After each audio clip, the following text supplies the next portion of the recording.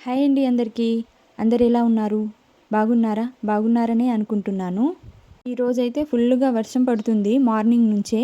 ఇంట్లో ఉండి చదువుకోవడం చాలా కష్టంగా అని కొంతమంది అనుకుంటూ ఉంటారు. కొంతమంది అయితే ఇంట్లో ఉండి చదువుకోవడానికే ఇష్టపడుతూ ఉంటారు. ఏ మాటకు ఆ మాట కానీ ఇంట్లో ఉండి చదువుకోవడం వలన కొద్దిగా డిస్టర్బెన్స్ అనేది ఎక్కువనే అవుతూ ఉంటుంది. ఇది ఫ్యామిలీ ఆర్ సరౌండింగ్ బ్యాక్గ్రౌండ్ పైన డిపెండ్ అయి ఉంటుందండి.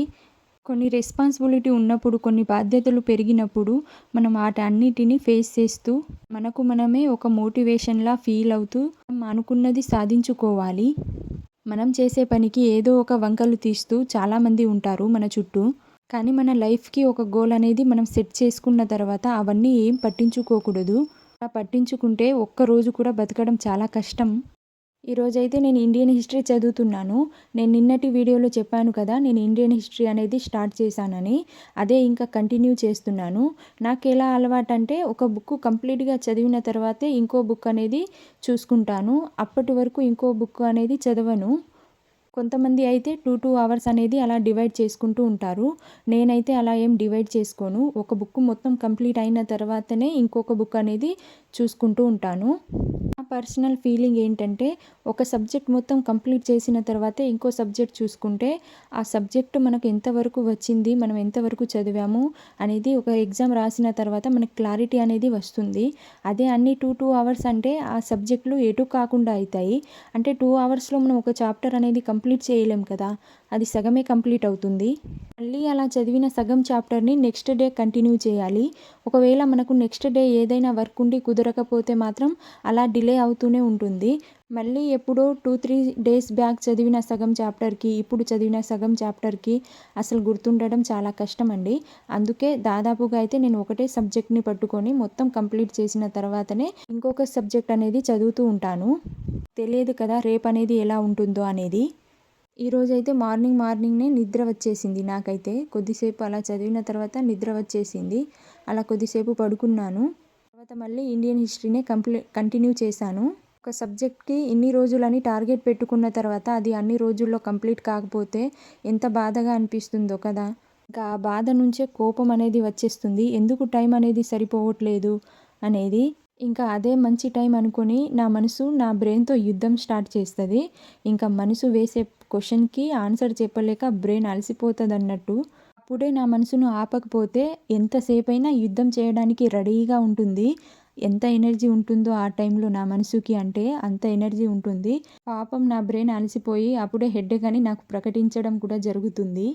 ఇప్పుడు నేను మోటివేట్ అయ్యి నా మనసుకు సర్ది చెప్పుకోవాలి. ఇలా కాదు అలా అని. అసలు ఏంటోనండి అసలు టైమే సరిపోదు. 24 గంటలు అంటారు కానీ అది మాటకేనేమో అన్ అంత స్పీడ్‌గా అసలు ఎంత స్పీడ్‌గా గడిచిపోతుందంటే ఆ టైము అసలు తెలియనే తెలియదు. నాకైతే ఈ టైంలో అయితే అస్సలకే సరిపోవట్లేదు టైం అనేది. నేను కూర్చుందాం అనుకుంటే నా కడుపులో ఉన్న బేబీ నిల్చో అంటది. నేను నిల్చుందాం అనుకుంటే కూర్చో అంటది. పడుకుందాం అంటే జాగారం చేయమంటది. జాగారం చేయమంటే పడుకో అంటది. ఇలా నేను ఒకటి చెప్తే ఇంకొకటి చేస్తూ ఉంటుంది. వీటన్నిటి మధ్యలో ఏం చేయాలో అర్థం కాక సైలెన్స్‌గా ఉండిపోతాను అలానే. ఫైనల్లీ ఏది ఎలా ఉన్నా, ఏమైనా సరే మనం అనుకున్నది సాధించాలంటే మనకు ఒక రోజులో ఎంత వీలవుతుందో అంతగా ట్రై చేస్తూ ఉండాలి. ఇంకా మన చేతుల్లో లేని దాని గురించి ఎక్కువగా ఆలోచించకూడదు. మనకున్న టైంలోనే మనం ఎంత చేయగలమో మనము అంత చేసుకుంటూ వెళ్ళిపోవాలి అంతే. నాకు తెలిసి అయితే ఇప్పుడే నోటిఫికేషన్ ఏం రాదండి. కొద్దిగా టైం అనేది పడుతుంది. నాకు తెలిసి 1 ఇయర్ తర్వాతనే అనుకుంటాను. ఇప్పుడే నోటిఫికేషన్ అనేది ఏమి ఇవ్వరు. కానీ మనకు దొరికేదే కొంత టైం కాబట్టి మనం ఇప్పటి నుంచే ప్రిపేర్ అయితేనే మనం ఇప్పుడున్న కాంపిటీషన్‌లో జాబ్ కొట్టగలమనే హోప్ అనేది మనకొస్తుంది. ఎందుకంటే మనకు దొరికేదే కొంత టైం. ఆ టైంని యూజ్ చేసుకోవాలి. చాలామంది స్టడీ కోసమే డే మొత్తం కేటాయించి కూర్చునే వాళ్ళు చాలామంది ఉన్నారు. వాళ్ళకి మనం ఎదురెళ్ళి మనం జాబ్ కొట్టాలంటే మనకు చాలా చాలా టైం అనేది అవసరం. టైం ఉంటేనే ఆ టైంలోనే మనం చదవగలం. కాబట్టి మనకు దొరికిన టైంనే మనం యూజ్ చేసుకుంటూ ఉండాలి. ఒక డేలో నిద్రాహారాలు మానేసి, తిండి తిప్పలు మానేసి చదువుకునే వాళ్ళు చాలామంది ఉన్నారు. వాళ్ళకు కాంపిటీషన్ వెళ్ళాలంటే మనం ఇప్పటి నుంచి ట్రై చేస్తే తప్ప మనకు అంత ఈజీగా జాబ్ అనేది రాదు. అది ఏ జాబ్ అయినా సరే, ఎలాంటి జాబ్ అయినా సరే ఒక గవర్నమెంట్ జాబ్ అంటేనే చాలా కాంపిటీషన్ ఉంది.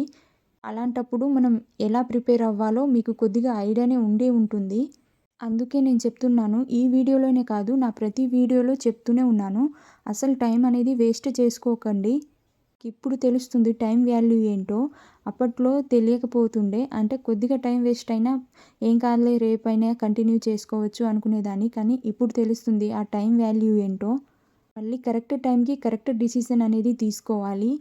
చిన్నదే కదా అని లైట్ తీసుకుంటే జీవితం మొత్తం మారిపోతుందండి.